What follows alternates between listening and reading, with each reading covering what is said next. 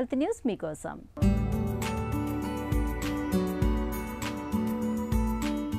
ఇన్ఫెక్షన్లతోనూ గుండెపోటు ముప్పు పొంచి ఉంటుందని పరిశోధకులు హెచ్చరిస్తున్నారు.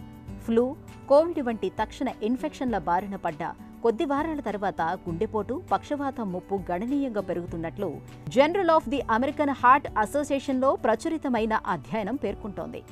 హెచ్పివి, హెపటైటిస్ బి, ఇతర వైరస్లు క్యాన్సర్కు కారణం అవుతున్నట్లు తెలిసిందే.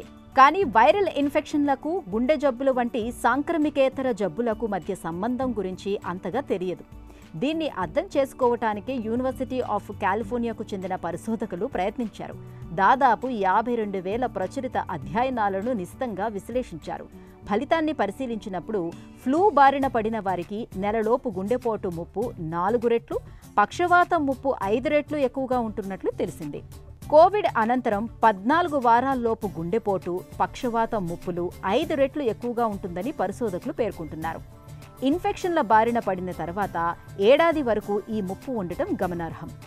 వైరల్ ఇన్ఫెక్షన్లను ఎదుర్కొనే క్రమంలో రోగనిరోధక వ్యవస్థ ప్రతిస్పందనలో భాగంగా వాపు ప్రక్రియ ప్రేరేపితం అవుతుంది. ఇది రక్తం గడ్డలు కట్టే స్వభావాన్ని ప్రోత్సహిస్తుంది.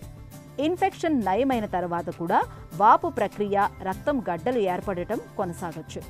ఇవి రెండూ గుండె సామర్థ్యాన్ని తగ్గించేవే.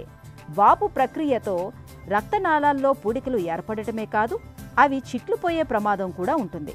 ఫలితంగా గుండెపోటు, పక్షవాతం ముప్పులు కూడా పెరుగుతాయి. ఈ నేపథ్యంలో ఇన్ఫెక్షన్ల నివారణ చాలా ముఖ్యమని, ఫ్లూ, కోవిడ్, సర్పీ వంటి వాటికి టీకాలు తీసుకోవాలని పరిశోధకులు సూచిస్తున్నారు.